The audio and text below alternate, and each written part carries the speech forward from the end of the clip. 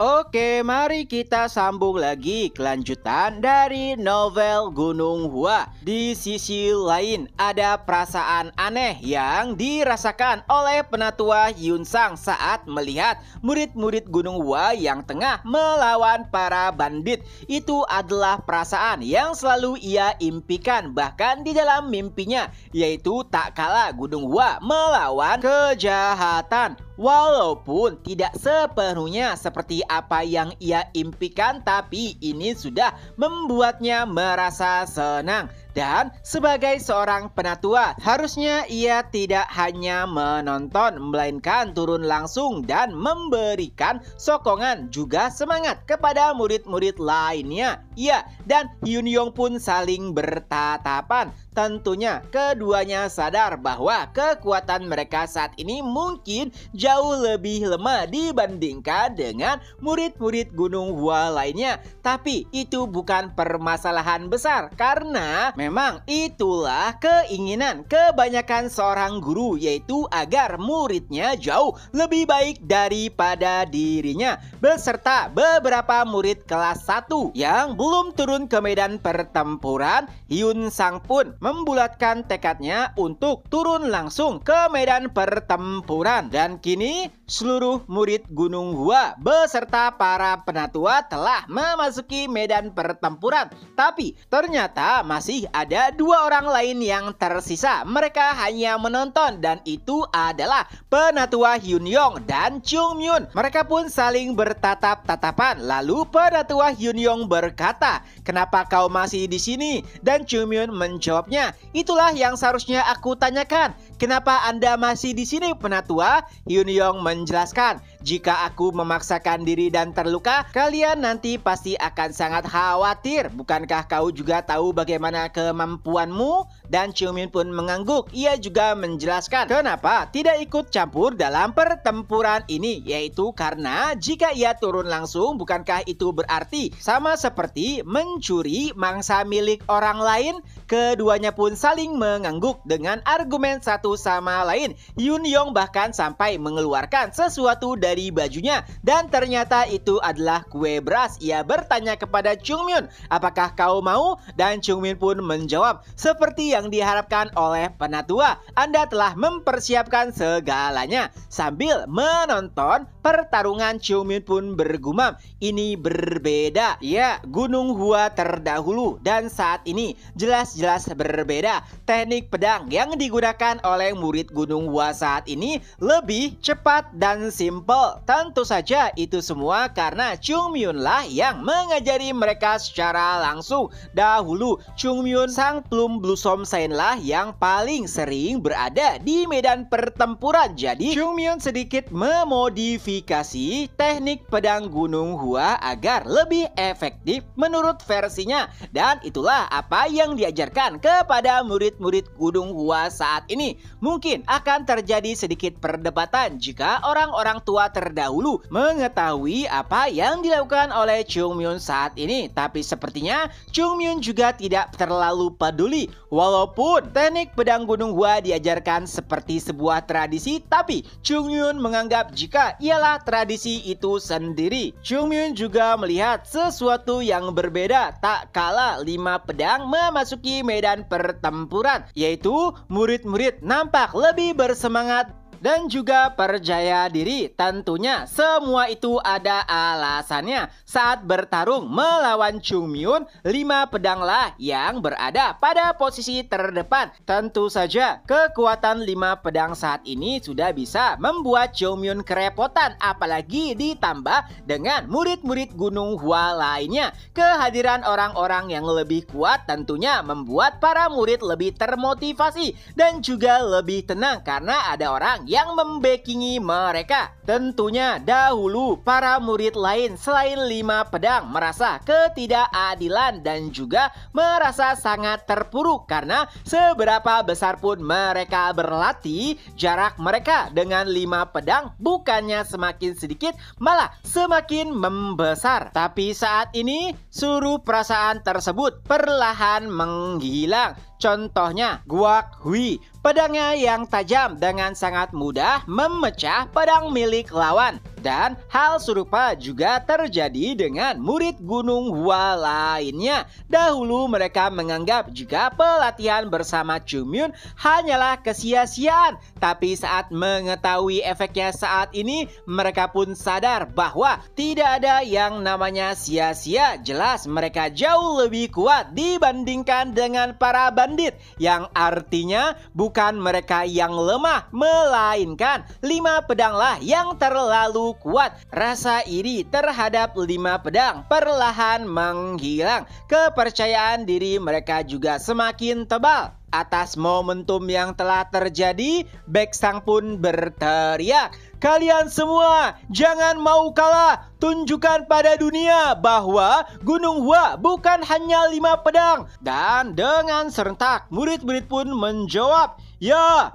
Di sisi lain, Chunmyun merasa pemandangan ini juga merupakan hal yang langka dahulu. Bahkan dirinya enggan ikut campur dan berurusan dengan para bandit Nokrim. Tentunya dahulu kekuatan bandit Nokrim jauh lebih kuat dibandingkan dengan bandit Nokrim saat ini. Tapi siapa sangka saat ini bahkan dirinya tidak perlu turun tangan untuk menghadapi para bandit. Dan beralih kepada bandit macan merah. Awalnya mereka terlihat sangat percaya diri, tapi setelah dipukul mundur habis-habisan, rasa takut mulai menjalar antara satu bandit dengan bandit lainnya. Ada banyak sekali pertanyaan seperti, siapakah sebenarnya murid-murid yang mereka hadapi? Jelas mereka jauh lebih muda dibandingkan dengan bandit Nokrim kebanyakan. Tapi kenapa pengalaman mereka seperti seorang pejuang yang tengah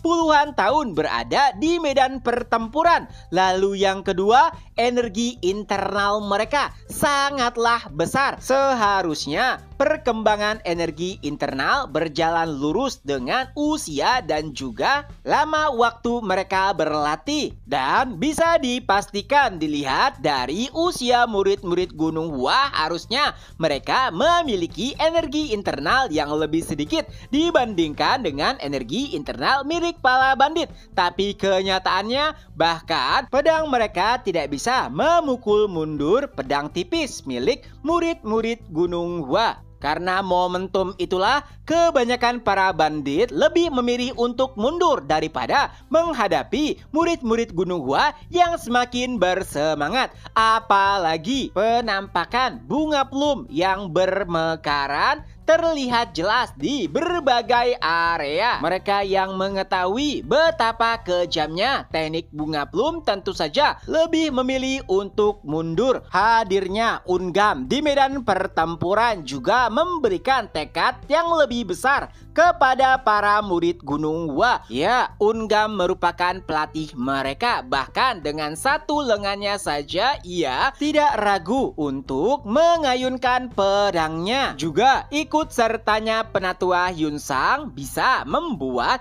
moralitas murid semakin tinggi lagi. Kini tidak ada lagi pilihan bagi para bandit kecuali mundur. Tapi tiba-tiba seseorang pun menghentikan pergerakan para bandit. Itu adalah Wong Gang, salah satu kapten dari bandit macan merah. Ia pun berkata, "Siapapun yang mundur, mereka akan mati." Ya, rasa takut terhadap pedang Gunung Hua kini berubah menjadi rasa takut terhadap ancaman yang dikeluarkan oleh kapten mereka. Jadi para bandit tidak memiliki pilihan lain kecuali kembali bertarung dengan murid-murid Gunung Hua. Walaupun momentum mereka kurang, tidak ada pilihan lainnya. Di sisi lain, Wong Gang mulai mengamati medan pertempuran dan saat itulah ia menyadari seseorang yang bisa mengubah medan pertempuran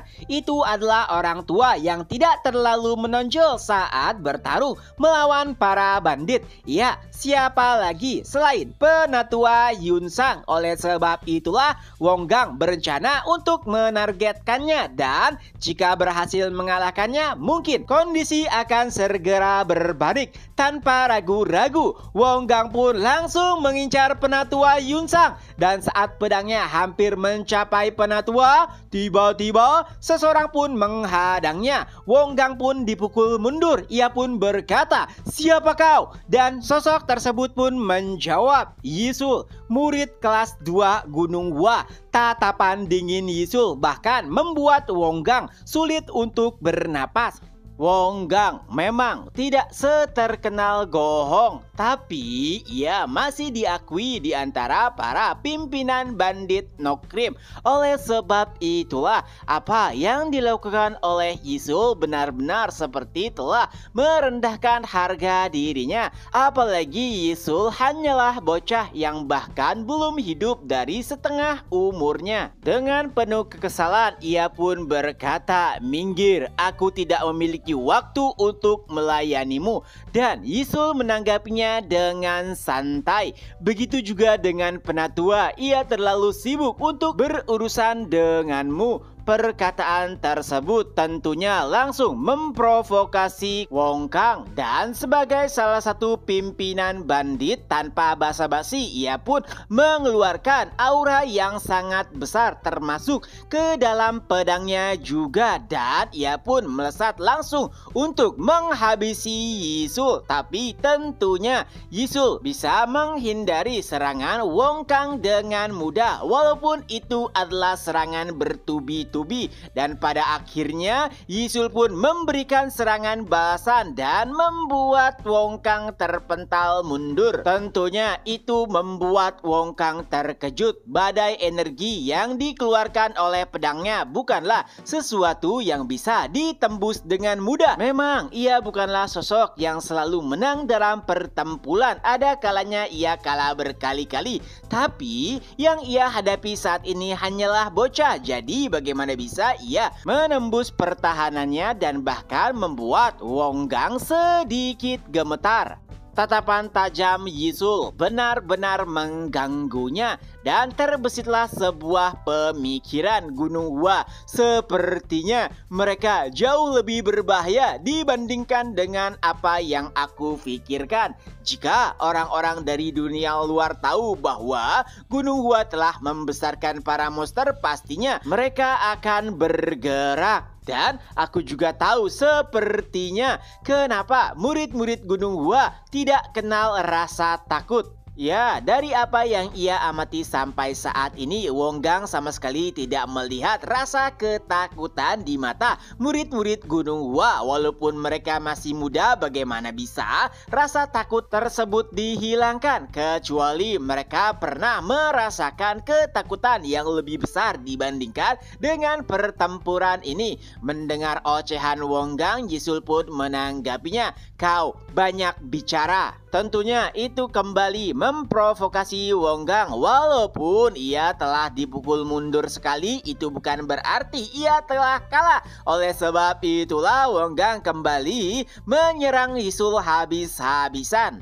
Tapi sayangnya, walaupun Wonggang sudah membabi buta menyerang Yisul, itu sama sekali tidak pernah menyentuh tubuh Yisul. Sebaliknya, Yisul dengan sangat tenang menghindari serangan Wonggang dan sesekali berhasil mendaratkan serangannya ke tubuh Wonggang. Ada alasan kenapa Yisul begitu tenang, itu semua karena ia telah mengalami pertempuran gila di Istana Laut Utara. Tanpa pengalaman tersebut saat ini Yisul tidak akan bisa setenang ini. Ya, rasa takut saat menghadapi uskup kultus iblis itulah yang membuatnya bisa setenang ini. Jika tidak pernah bertarung melawan sang uskup, maka Yisul yang saat ini tidak akan pernah tercipta. Setelahnya, Yisul pun menggunakan teknik bunga plum untuk menyerang Wonggang. Dan bunga plum pun mulai bermekaran.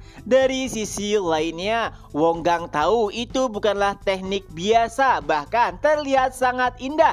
Tapi ia sempat berasumsi bahwa itu hanyalah ilusi. Ya, bunga plum yang ia lihat hanyalah ilusi. Walau begitu, instingnya tidak bisa berbohong. Ia merasa ancaman dari bunga plum tersebut, dan alhasil Wonggang pun mundur dengan refleksnya. Tapi ketenangannya benar-benar telah menghilang. Ia mengayunkan pedangnya seperti orang gila untuk mengusir atau menghancurkan bunga plum yang mulai bermekaran.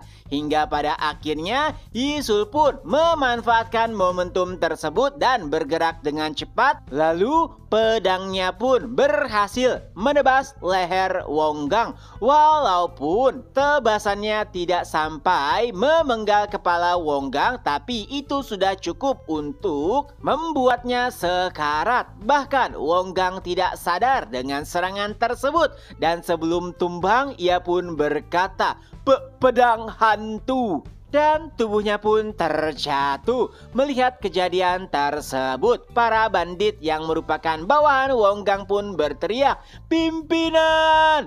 Dan ketenangan juga moralitas mereka pun langsung runtuh tak kalah melihat pimpinan mereka dikalahkan, yang mana bahkan lawannya sama sekali tidak menerima luka sedikit pun. Yisul pun menatap ke arah Baekjun, lalu Baekjun pun berteriak, "Semuanya, pimpinan musuh telah dikalahkan. Bagi mereka yang ingin hidup, jatuhkan senjata kalian." Tentunya para bandit sudah tidak memiliki niat lagi untuk melanjutkan pertarungan, apalagi setelah pimpinan mereka dikalahkan. Perlahan beberapa bandit pun menjatuhkan senjata dan berteriak, "Kami menyerah, kami mengaku kalah." Memang ada banyak sekali bandit yang belum bertarung dan hanya ratusan saja dari mereka yang sudah tumbang. Tapi jika dilanjutkan itu malah akan membuat mereka semakin menderita lagi. Jadi menyerah adalah satu-satunya harapan. Dan ini adalah kemenangan bagi Gunung Hua. Lalu setelah melihat situasinya dengan jelas, Penatua Yunsang pun berteriak, "Ini adalah kemenangan kita. Hapuskan seni bela diri milik para bandit dan tangkap mereka." Murid-murid pun bersorak, "Ya!" Beberapa saat setelahnya, para bandit yang menyerah telah dirantai sambil berlutut. Dan tian mereka juga telah dihancurkan, yang artinya mereka sudah bukan lagi seniman bela diri. Tentunya itu ada hal yang sangat menyedihkan bagi seniman bela diri dan terkadang mati jauh lebih baik. Tapi Yunsang sama sekali tidak bisa menyampurkan sentimennya kepada kejadian ini. Mereka adalah para bandit yang menghisap darah, dan jika dilepaskan begitu saja mungkin suatu hal yang lebih buruk bisa terjadi di masa depan. Walau bagaimanapun ini adalah pencapaian yang luar biasa. Dahulu sebelum kedatangan Chungmyun melawan benteng bandit Nokrim terlemah saja merupakan hal yang mustahil bagi mereka. Tapi saat ini Gunung Hua bahkan berhasil menjatuhkan salah satu benteng terbesar dari Nokrim. Ini adalah perkembangan yang di luar nalar. Padahal baru beberapa tahun saja semenjak kedatangan Chungmyun. Lalu Penatua Yunsang pun bertanya kepada seorang murid bagaimana kondisi murid-murid lainnya. Ia pun menjawab ada beberapa murid yang terluka, tapi itu bukanlah luka yang parah. Penatua Yunsang pun menghela nafas karena nampaknya pertempuran ini berhasil mereka menangkan tanpa ada jatuhnya korban jiwa. Di sisi lain, murid-murid nampak sangat senang karena pencapaian yang mereka telah lakukan. Tentunya ini adalah debut pertama mereka dan mereka bisa mengalahkan para bandit tanpa ada korban jiwa yang berjatuhan. Itu adalah kebanggaan tersendiri. Tapi tentunya ada seseorang yang tidak peduli dengan hal tersebut. Siapa lagi kecuali Chungmyun. Ia pun berkata,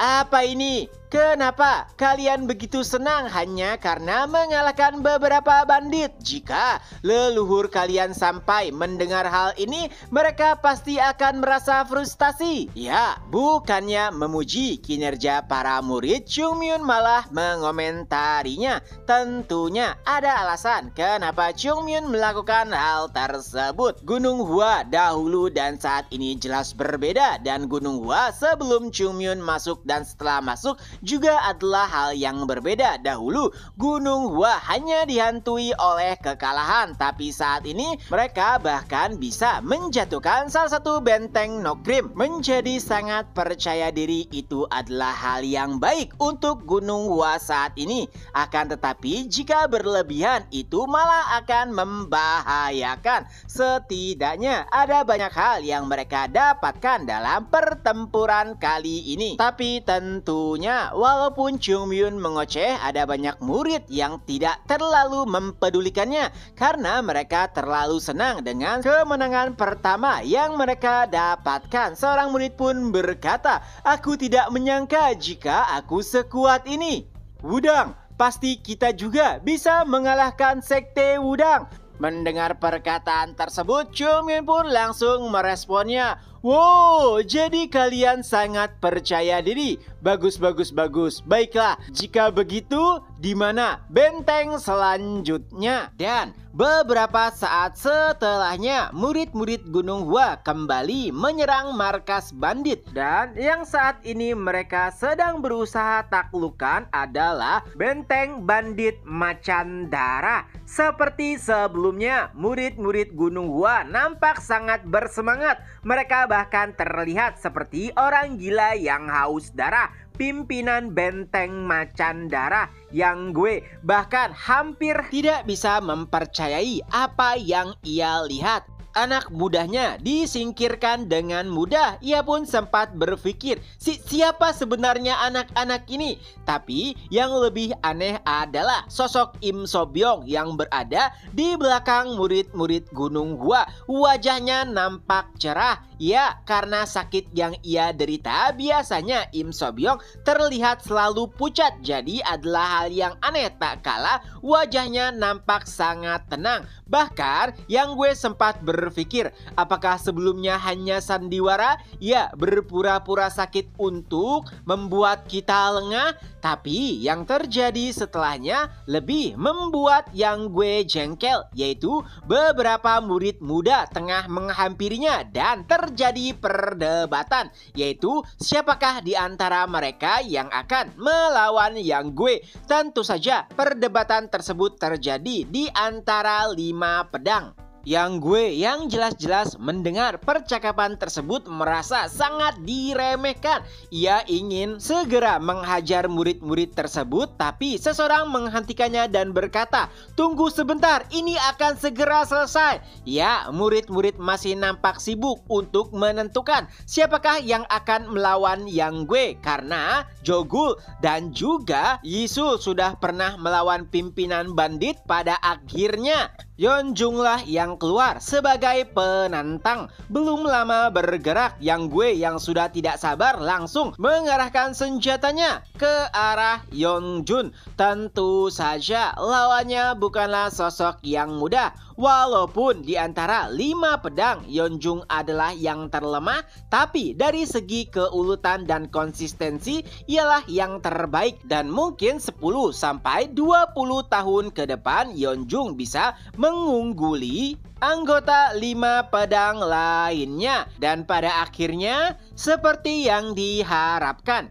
yang gue pun tumbang di tangan Yeonjung. Para senior mereka, murid-murid kelas 1 di bawah pimpinan Unggam juga telah berhasil menekan para bandit. Dan seperti biasa, Chungmyun hanya menonton. Ia bahkan ditemani oleh BK sambil memakan cemilan. Tidak lupa pula Chungmyun mengomentari murid-murid. Ia berkata jika mereka terlalu lambat, dan pada akhirnya 5 pedang pun terpaksa bergerak kembali untuk menghabisi para bandit tersisa. Dengan begitu, bahkan tidak sampai setengah hari, murid-murid Gunung Hua berhasil menaklukkan 2 benteng bandit. berpindah ke sisi lainnya, tepatnya di markas bandit yang dipimpin oleh Gohong. Terlihat Lee Jongbyong nampak sangat panik seperti ingin memberikan sesuatu informasi yang penting kepada Gohong. Dan saat berhadapan dengannya, Lee Jongbyong pun berkata, "Pimpinan, ini benar-benar gawat. Gunung Hua tengah menyerang markas bandit." Ya, tapi sepertinya Gohong sama sekali tidak terkejut karena apa yang ada di pikirannya itu semua sesuai dengan rencana yang sebelumnya disusun oleh Lee Jongbyong, yaitu para bandit melawan Gunung Hua dan Gunung Hua akan kelelahan. Dengan begitu, mereka bisa menyingkirkan Gunung Hua beserta para bandit lainnya dengan mudah. Tapi permasalahannya bukan di sana. Lee Jongbyong mengatakan bahwa kedua markas bandit benar-benar telah ditaklukkan oleh Gunung Hua dan bahkan mereka sama sekali tidak mendapatkan kerusakan yang besar. Artinya perhitungan Lee Jongbyong meleset karena murid-murid Gunung Hua jauh lebih kuat dibandingkan dengan apa yang ia pikirkan. Saat menyampaikan informasi tersebut, ia takut jika Gohong akan marah karena informasi dan rencana ia susun semuanya berantakan. Tapi Gohong nampak sangat santai. Ia hanya bergumam, "Oh, jadi begitu. Siapa sangka anak-anak itu jauh lebih kuat dibandingkan dengan apa yang aku pikirkan. Jadi, apa rencana selanjutnya menurutmu?" Lee Jongbyong pun menyarankan agar mereka mundur. Tapi saran tersebut malah membuat Gohong tertawa. "Apa katamu? Kau memintaku untuk mundur saat berhadapan dengan anak-anak kecil itu?" Tentu saja dari informasi yang mereka dapatkan, Gunung Hua lebih kuat daripada apa yang mereka bayangkan. Bahkan dua kelompok bandit sekalipun bisa dihancurkan tanpa adanya kerusakan. Tapi ia adalah Gohong, salah satu dari pimpinan bandit besar, yang tentunya ia tidak bisa dibandingkan dengan pimpinan bandit Macan Merah dan Macan Darah. Walaupun Gohong nampak sangat percaya diri, tapi Lee Jongbyong tetap menyarankan agar mereka mundur karena mungkin kerusakan yang akan mereka dapatkan lebih besar daripada apa yang akan mereka terima. Walau nasihat tersebut terus saja diucapkan, Gohong sama sekali tidak peduli. Ia bahkan membahas hal lainnya, yaitu sosok Im Sobyong yang dikatakan tengah berada bersama murid-murid Gunung Hua. Setelah mengkonfirmasi keberadaannya dari Lee Jongbyong, malah membuat Gohong semakin bersemangat karena semuanya bisa menjadi lebih menarik jika dirinya berhasil mengalahkan Gunung Hua dan juga Im Sobyong. Maka tidak akan ada lagi yang protes jika ia mengambil alih posisi Raja Nokrim. Apalagi dua benteng bandit yang berselisih dengannya juga sudah ditaklukkan. Tentunya itu adalah rencana yang bagus, tapi pertanyaannya, menurut Lee Jongbyong, bisakah mereka menghentikan momentum Gunung Hua saat ini?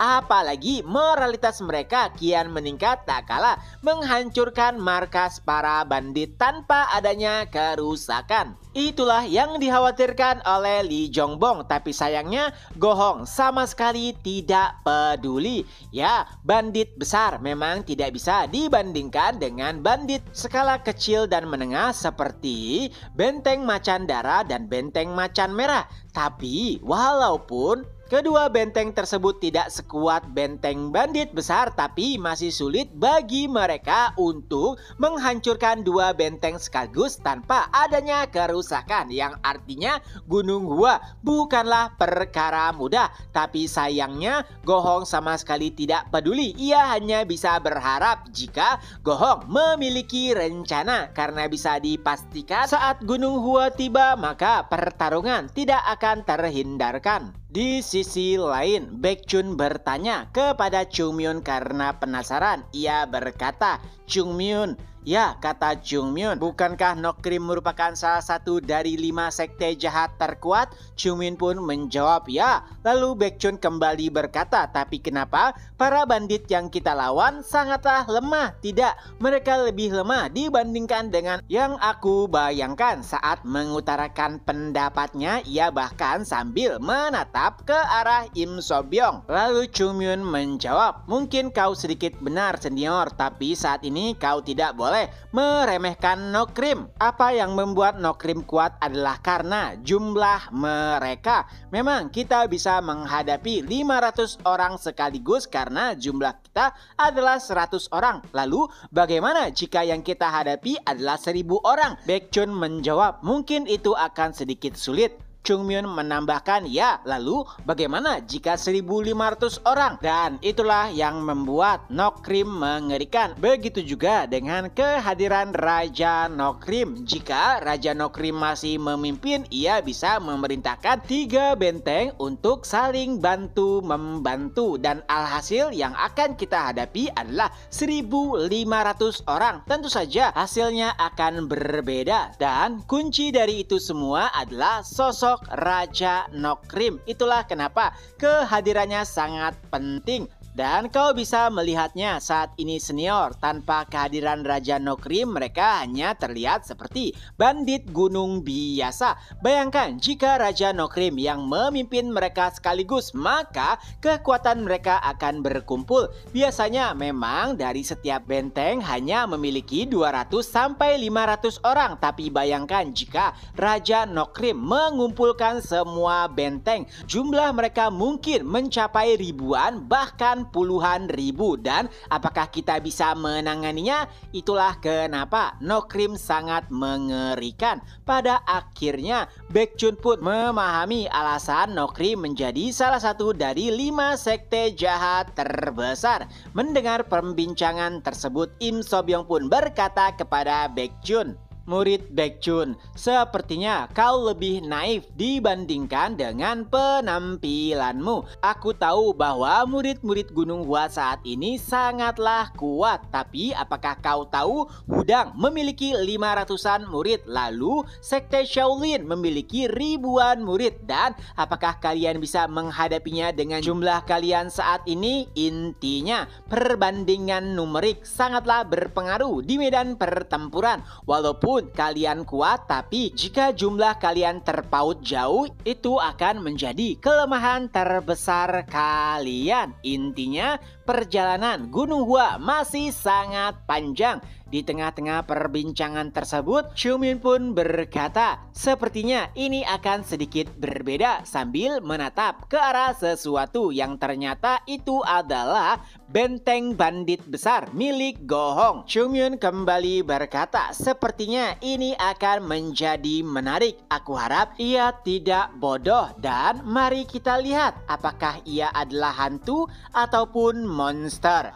Beberapa saat setelahnya, pasukan bandit besar kini telah berhadap-hadapan dengan murid-murid Gunung Hua. Tapi anehnya, kehadiran mereka membuat bandit besar merasa tidak nyaman dan juga gelisah. Pertama, dari aura yang ditampilkan para murid. Bagaimana bisa murid-murid Buddha seperti mereka memiliki aura yang sangat menakutkan, bahkan lebih mengerikan daripada fraksi jahat. Tubuh mereka juga menunjukkan hal serupa. Itu bukanlah tubuh yang bisa dibentuk hanya dalam beberapa tahun saja. Apalagi jumlah bandit besar setidaknya 3 kali lipat dibandingkan dengan jumlah murid Gunung Hua. Walau begitu, mereka juga masih merasa tidak tenang. Ini adalah situasi yang benar-benar aneh. Setiap bandit besar merupakan veteran perang yang telah bertempur di medan pertempuran tak terhitung jumlahnya. Tapi saat berhadapan dengan Gunung Hua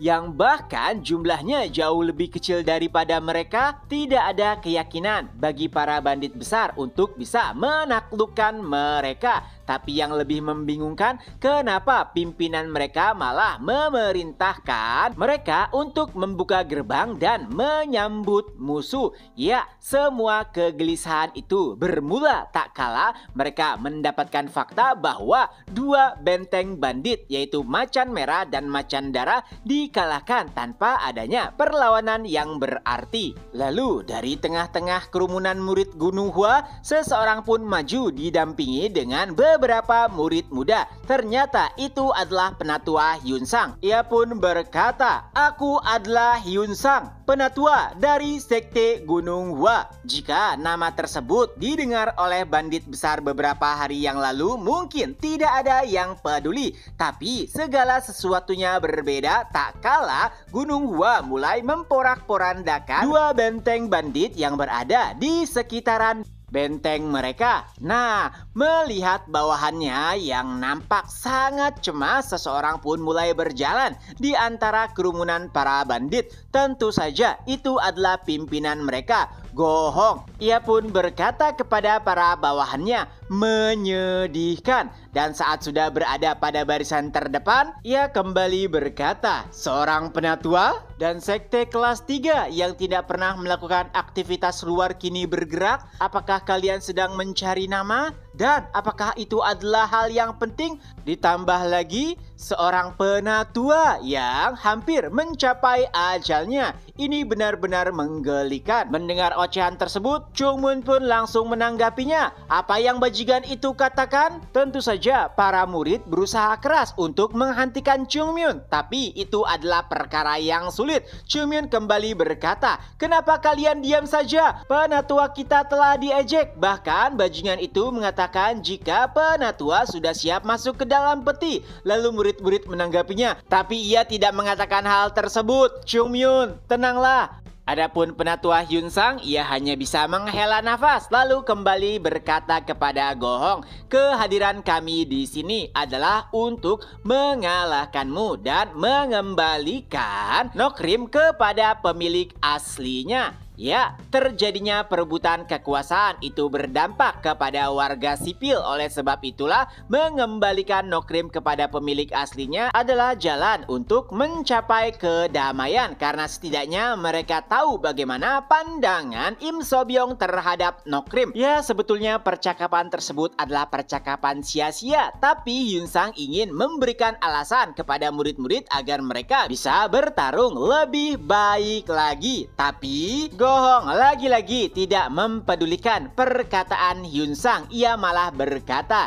"Lebih baik keluarkan saja tikus itu daripada ia menipumu di belakang." Tentunya yang dimaksud adalah Im Sobyong. Dan saat mendengar ocehan itu, Chungmun kembali berkomentar, "Berani-beraninya kau berbicara seperti itu? Jika dahulu, pasti aku akan langsung menebas kepalamu." Murid-murid kembali berusaha menenangkan Chungmun. Mereka berkata, "Chungmun, tenanglah, penatua sedang berbicara." Tentu saja itu adalah pemandangan yang aneh. Bahkan dari sudut pandang Gohong, ia tahu benar bahwa di fraksi adil mereka sangat menghormati seorang penatua. Lalu bagaimana bisa seorang bocah menyela perkataan penatua sampai beberapa kali? Murid-murid yang kerepotan menghentikan Chungmun secara tidak sengaja mendorong Im Sobyong sampai pada akhirnya ia berada di garis depan. Dan saat mata mereka bertatapan, yaitu Gohong dan juga Im Sobyong, ia pun berkata, "Oh Gohong, lama tidak bertemu." Nampak jelas bahwa Gohong dipenuhi dengan amarah saat berhadapan dengan Im Sobyong.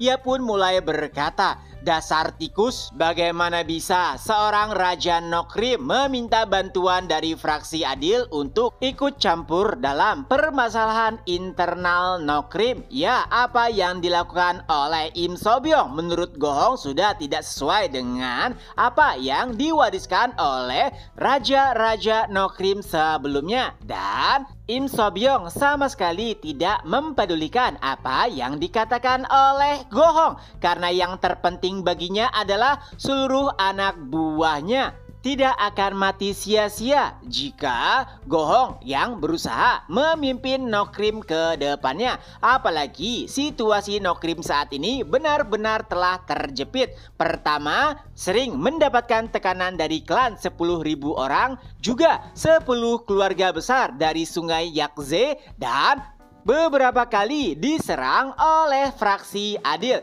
Jika Gohon yang memimpin Nokrim, bisa dipastikan akan ada banyak sekali anggota Nokrim yang berjatuhan di masa depan. Itulah yang ingin dicegah oleh Im So-byung. Apapun akan ia lakukan demi Nokrim yang lebih baik. Ia bahkan tidak peduli saat Gohong memanggilnya pengecut dan saat Gohong mengibaratkannya sebagai seekor tikus. Ya, Gohong memiliki ambisi luas, yaitu untuk menaklukkan setiap musuh yang berusaha menggoncang Nokrim. Gohong tidak suka dengan sifat pasif dari Im So-byung, yang mana ia bahkan tidak melakukan pembalasan saat saudara-saudara mereka terbunuh di dalam pertempuran. Dan di tengah-tengah perbincangan serius tersebut, seseorang pun muncul, yaitu adalah Chung Myun. Ia pada akhirnya berhasil terlepas dari kekangan murid-murid lainnya. Ia pun berkata, apakah kalian akan berbincang sepanjang waktu?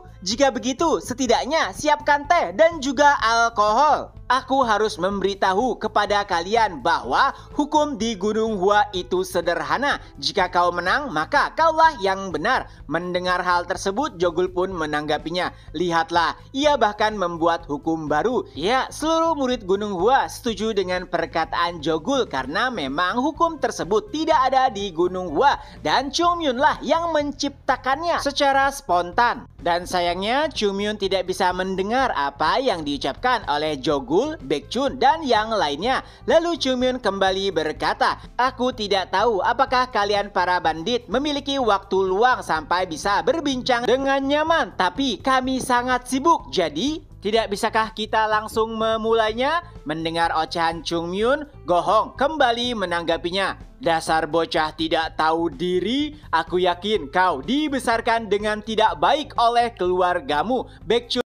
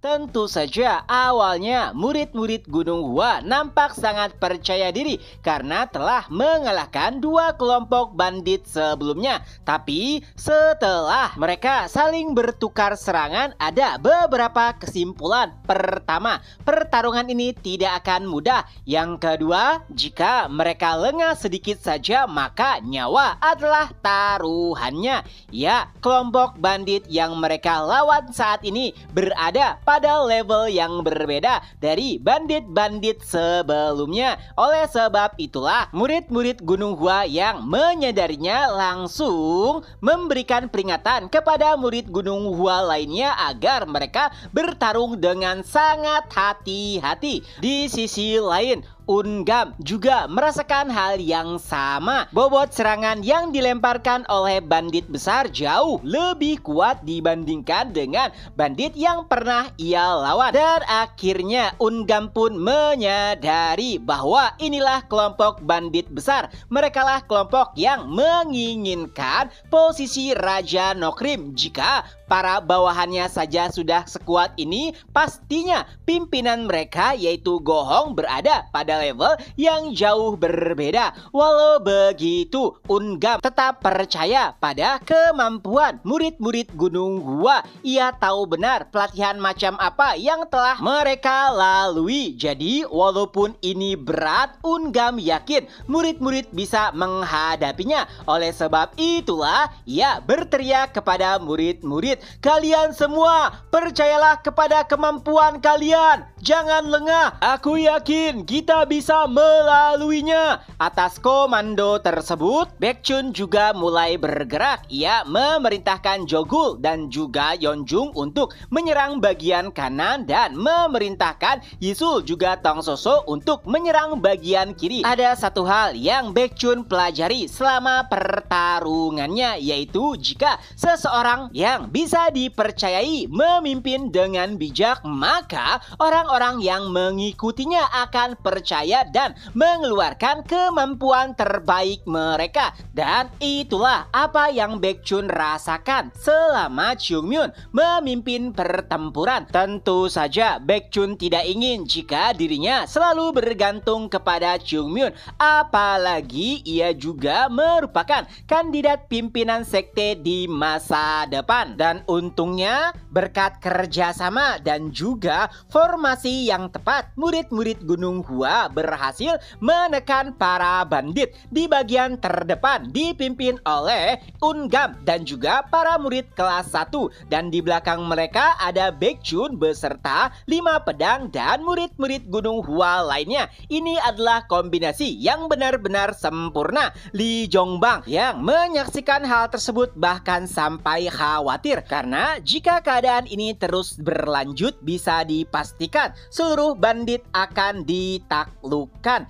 Ya, anggota bandit besar memang kuat, tapi mereka memiliki kekurangan, yaitu tidak ada rasa percaya satu sama lain. Berbeda dengan Gunung Hua, mereka nampak saling mempercayai satu sama lain. Dengan begitu, seluruh murid menjadi lebih percaya diri, dan itulah yang membuat momentum Gunung Hua benar-benar lebih unggul dibandingkan dengan bandit besar. Dan yang lebih membuatnya kesal, Gohong hanya berdiri tanpa melakukan apapun. Lee Jongbang berusaha berteriak ke arah Gohong, tapi sepertinya Gohong tidak mendengar perkataan Lee Jongbang. Hingga pada akhirnya ia pun berlari ke arah Gohong dan berteriak, "5 harimau, cepat perintahkan 5 harimau untuk keluar." Ya, 5 harimau adalah anak buah langsung di bawah Gohong. Ia dilatih secara khusus sehingga menjadi pasukan elit yang bisa diandalkan. Dari sudut pandang Lee Jongbang,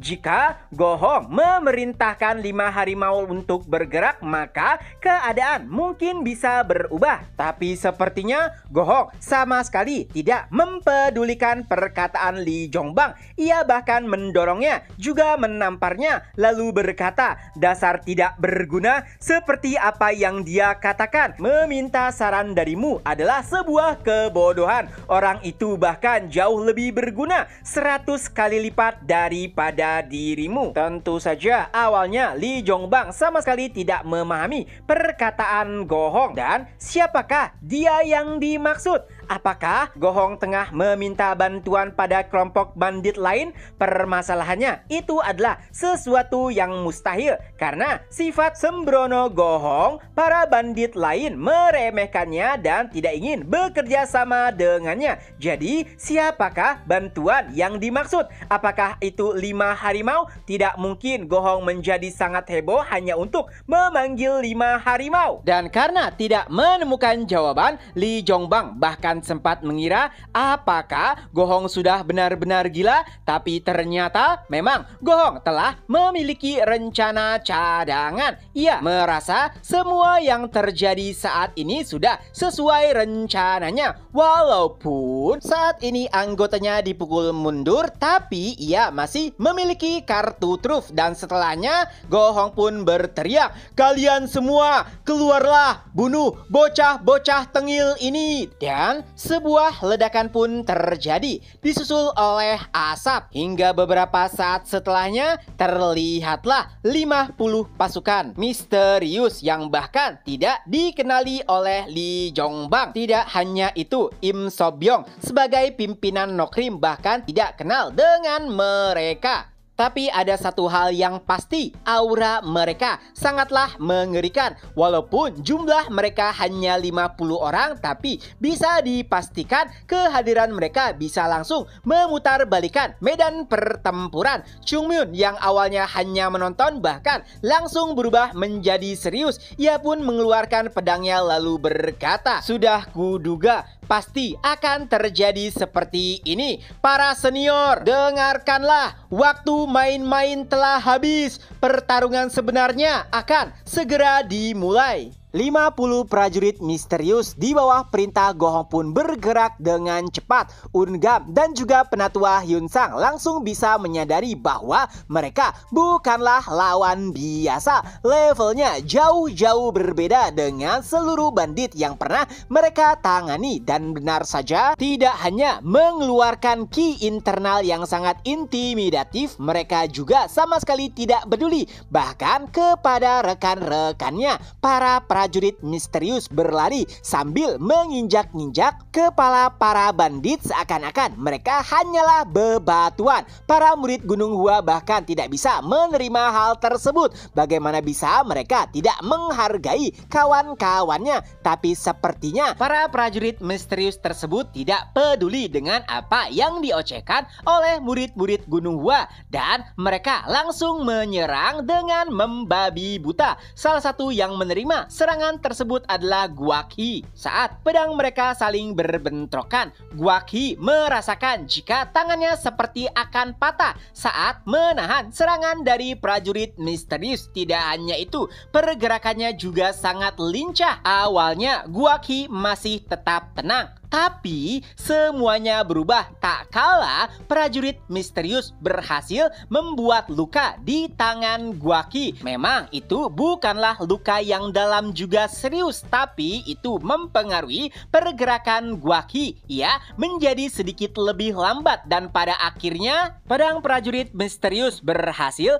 membuat luka di dada Guak Hee. Ya, lagi-lagi itu bukanlah luka serius karena Guak Hee telah melapisi tubuhnya dengan energi internal. Tapi tetap saja karena luka tersebut, Guak Hee menjadi tidak terlalu fokus dan kesempatan tersebut dimanfaatkan dengan baik oleh prajurit misterius. Ia bahkan telah bersiap untuk mengambil kepala Guak Hee, tapi untungnya seseorang pun berhasil menahan serangan tersebut. Lalu ia juga berkata, "Guak Hee, tenanglah." Dan berkat suara tersebut akhirnya Guak Hee bisa kembali fokus. Tapi situasi yang sama terjadi kepada seluruh murid Gunung Hua. Mereka yang awalnya berada di atas angin kini benar-benar telah tertekan. Padahal jumlah pasukan musuh hanya bertambah 50 orang. Tapi berkat kekuatan besar mereka itu sudah cukup untuk memutarbalikan medan pertempuran. Di sisi lain,